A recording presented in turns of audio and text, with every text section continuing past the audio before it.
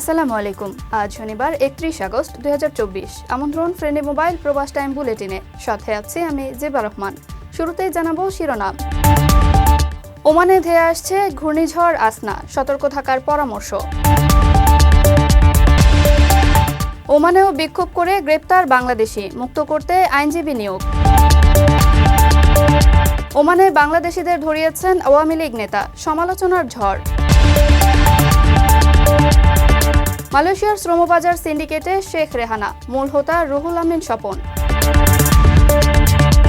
আমিরাতে অবৈধদের সাধারণ ক্ষমা, আগামীকাল থেকে বৈধ হওয়ার সুযোগ। প্রবাসী আয়ে একচেটিয়া ব্যবসা বন্ধের উদ্যোগ, ডলারের সর্বোচ্চ দাম 120 টাকা। দর্শক দেখছিলেন শিরোনাম, এবারে বিস্তারিত। ওমানের সেরা রেট দিচ্ছে বাংলাদেশি প্রতিষ্ঠান গালফ এক্সচেঞ্জ। প্রিয়জনকে টাকা পাঠাতে আজই আসুন আমাদের যে কোনো ব্রাঞ্চে অথবা কল করুন স্ক্রিনে দেয়া নাম্বারে। গালফ এক্সচেঞ্জ, বাংলাদেশিদের প্রিয় এক্সচেঞ্জ। ঘূর্ণিঝড় আসনা ভয়ঙ্কর রূপ নিয়ে ক্রমে ওমানের দিকে অগ্রসর হচ্ছে। এটি বর্তমানে ওমানের সুর থেকে 635 কিলোমিটারেরও কম দূরত্বে অবস্থান করছে।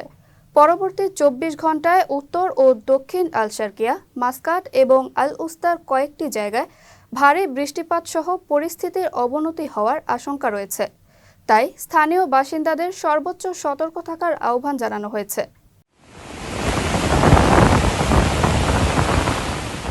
ওমান সাগরে সৃষ্ট গভীর নিম্নচাপ আসনা ঘনীভূত হয়ে ঘূর্ণিঝড়ে পরিণত হয়েছে। ক্রমেই এটি ওমানের দিকে অগ্রসর হচ্ছে এবং এর প্রভাবে দেশটির কয়েকটি অঞ্চলে বৃষ্টিপাতের খবর পাওয়া গেছে। সিভিল অ্যাভিয়েশনের দেওয়া তথ্য অনুযায়ী ঘূর্ণিঝড়টি বর্তমানে ওমানের সুর অঞ্চল থেকে 635 কিলোমিটার দূরে অবস্থান করছে। সিভিল অ্যাভিয়েশন জানিয়েছে পরবর্তী 24 ঘন্টায় ঘূর্ণিঝড়টি ওমান সাগরের পশ্চিম দিকে অগ্রসর হবে এবং উত্তর ও দক্ষিণ আল শারকিয়া, মাসকাট ও আল উস্তার কয়েকটি জায়গায় ভারী বৃষ্টিপাত সহ পরিস্থিতির অবনতি হওয়ার আশঙ্কা রয়েছে। তাই স্থানীয় বাসিন্দাদের সর্বোচ্চ সতর্ক থাকার আহ্বান জানিয়েছে কর্তৃপক্ষ। ঘূর্ণিঝড়টি ওমান, ভারত ও পাকিস্তানে আঘাত হানলেও বাংলাদেশে আঘাতের কোনো আশঙ্কা নেই। তবে এর প্রভাবে দেশে বৃষ্টিপাত হতে পারে বলে জানিয়েছে বাংলাদেশের আবহাওয়া অধিদপ্তর। সাধারণত আগস্ট মাসে আরব সাগরে ঘূর্ণিঝড় একটি বিরল ঘটনা। এবারে ঝড়টির নাম দিয়েছে পাকিস্তান।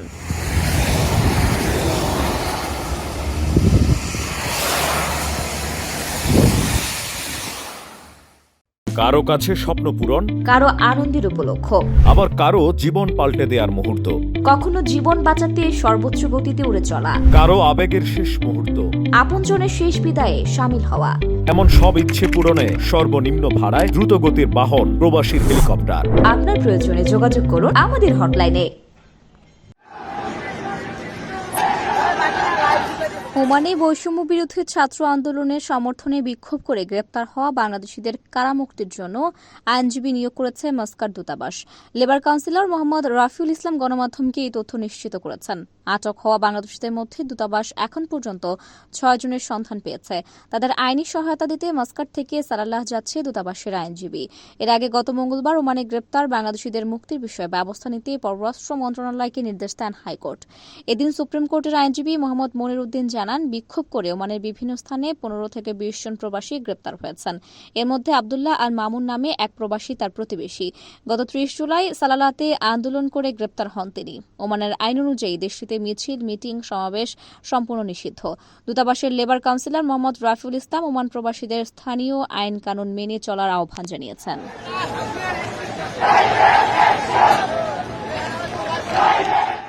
প্রবাসীদের বিনিয়োগের শতভাগ নির্ভরযোগ্য প্রতিষ্ঠান প্রবাসীর সিটি লিমিটেড। এখানে বিনিয়োগ করে হালাল মুনাফা অর্জন করুন।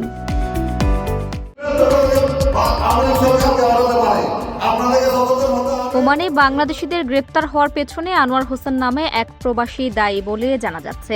তিনি সালাল্লাহ সানুস সার্ভিস সেন্টারের পরিচালক ও আওয়ামী সমর্থক। অভিযোগ উঠেছে, আন্দোলনের সংহতি জানিয়ে প্রবাসীরা যখন মাঠে নামেন তখন পুলিশকে খবর পাঠান ওমান আওয়ামী লীগের এই নেতা।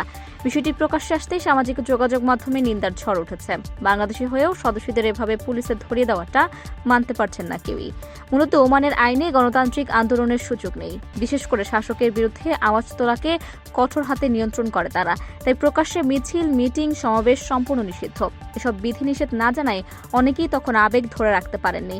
স্বৈরশাসক হাসিনার বিরুদ্ধে স্লোগান নিয়ে মাঠে নেমে আসেন, যদিও তা স্পষ্টত স্থানীয় আইনের লঙ্ঘন। সে সময় ওমানে 16 জনের মতো বাংলাদেশি গ্রেপ্তার হয়েছেন বলে জানা গেছে।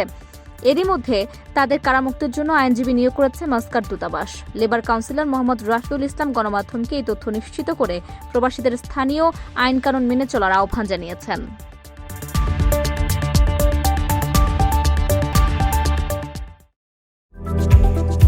আকর্ষণীয় রেট ও দারুণ সব ডাটা বান্ডেল পেতে আজই ব্যবহার করুন ফ্রেন্ডলি সিম।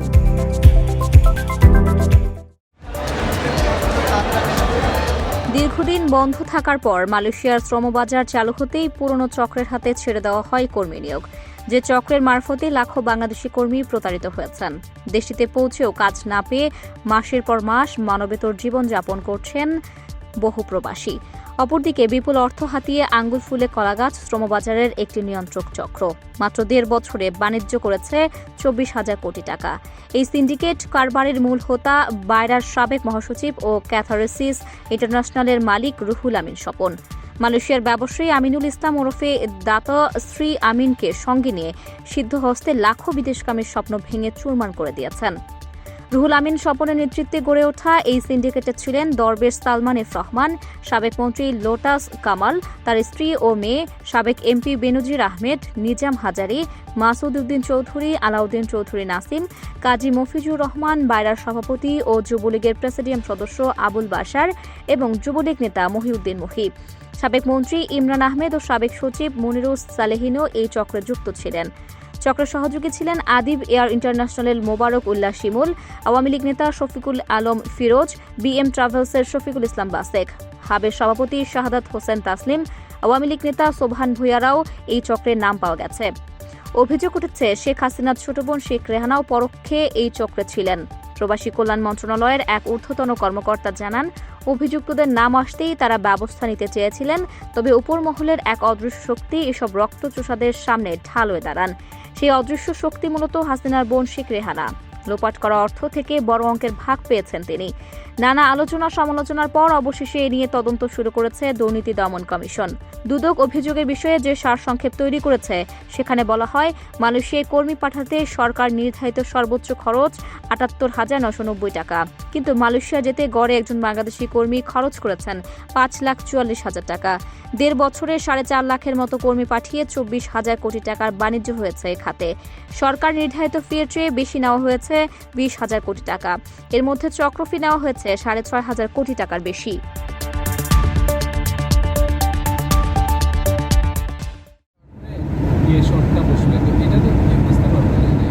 আমিরাত সরকারের ঘোষিত সাধারণ ক্ষমার সুযোগ রোববার থেকে শুরু হচ্ছে। এতে ভিসাবিহীন অবৈধ হয়ে পড়া প্রবাসীরা বিনা জেল জরিমানায় বৈধকরণ কিংবা দেশে ফিরে যাওয়ার সুযোগ পাচ্ছেন। এই সাধারণ ক্ষমা 1 সেপ্টেম্বর থেকে 31 অক্টোবর পর্যন্ত 2 মাস চলবে। শনিবার ও রোববার আমিরাতের সাপ্তাহিক ছুটি থাকায় সোমবার 2 সেপ্টেম্বর যথারীতি অফিস খুলবে। অবৈধভাবে বসবাসকারী বাংলাদেশিরাও এই সাধারণ ক্ষমার সুযোগ পাবেন। সাধারণ ক্ষমার জন্য দুবাইয়ের ভিসাধারী আল আবির ইমিগ্রেশনে এবং অন্যদের সংশ্লিষ্ট প্রদেশের ইমিগ্রেশনে যেতে হবে। পরবর্তীতে নির্দেশনা অনুযায়ী সরকার অনুমোদিত টাইপিং তাসহিল বা আমের সেন্টারে যেতে হবে। দেশে যাওয়ার জন্য এক্সিট পারমিট পেতে মূল পাসপোর্ট এবং দূতাবাস বা কনস্যুলেট হতে ট্রাভেল পারমিট লাগবে। এতে কোনো জরিমানা দিতে হবে না, তবে ডকুমেন্ট প্রসেসিংয়ের জন্য নির্ধারিত ফি প্রদান করতে হবে। যারা অবৈধ অনুপ্রবেশ করেছেন তারা পাসপোর্ট বা বিকল্প তথ্য প্রদানপূর্বক কনস্যুলেট দূতাবাস থেকে ট্রাভেল পারমিট নিয়ে ইমিগ্রেশন থেকে এক্সিট পারমিট নিতে পারবেন। ভিসা নিয়মিত করা ও দেশে যাওয়ার প্রেক্ষিতে এক্সিট পারমিটের জন্য নির্ধারিত ফি প্রদান করতে হবে। এক্সিট পারমিট মেয়াদ থাকবে 14 দিন।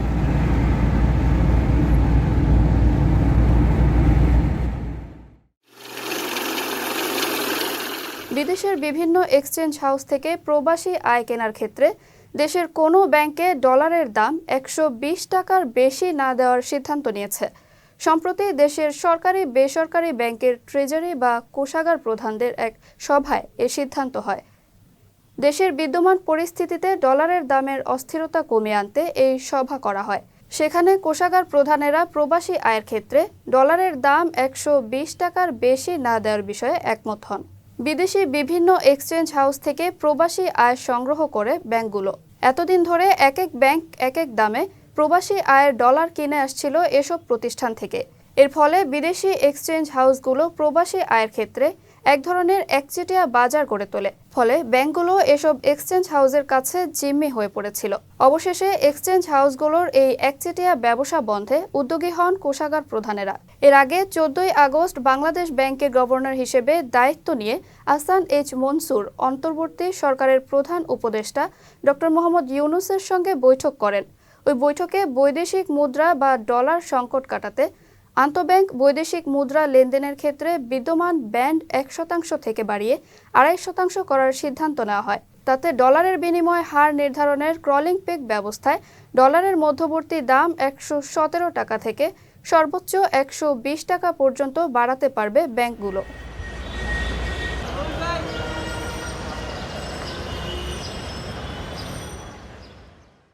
দর্শক দেখছিলেন ফ্রেন্ডলি মোবাইল প্রবাস টাইম বুলেটিন। শেষ করার আগে শিরোনামগুলো জানিয়ে দিচ্ছি আরও একবার। ওমানে ধেয়ে আসছে ঘূর্ণিঝড় আসনা, সতর্ক থাকার পরামর্শ। ওমানেও বিক্ষোভ করে গ্রেপ্তার বাংলাদেশি, মুক্ত করতে আইনজীবী নিয়োগ। ওমানে বাংলাদেশিদের ধরিয়েছেন আওয়ামী লীগ নেতা, সমালোচনার ঝড়। মালয়েশিয়ার শ্রমবাজার সিন্ডিকেটে শেখ রেহানা, মূল হোতা রুহুল আমিন স্বপন। আমিরাতে অবৈধদের সাধারণ ক্ষমা, আগামীকাল থেকে বৈধ হওয়ার সুযোগ। প্রবাসী আয়ে একচেটিয়া ব্যবসা বন্ধের উদ্যোগ, ডলারের সর্বোচ্চ দাম 120 টাকা। এই ছিল ফ্রেন্ডলি মোবাইল প্রবাস টাইম বুলেটিনের আজকের আয়োজনে। প্রবাসের সর্বশেষ সংবাদ পেতে ভিজিট করুন www.probastime.net। সাবস্ক্রাইব করুন আমাদের ইউটিউব চ্যানেল এবং চোখ রাখুন ফেসবুক পেজে। পরবর্তী বুলেটিন দেখার আমন্ত্রণ জানিয়ে আজকের মতো বিদায় নিচ্ছি আমি জেবা রহমান। সেই পর্যন্ত সবাই ভালো থাকবেন এবং নিরাপদে থাকবেন। আল্লাহ হাফেজ।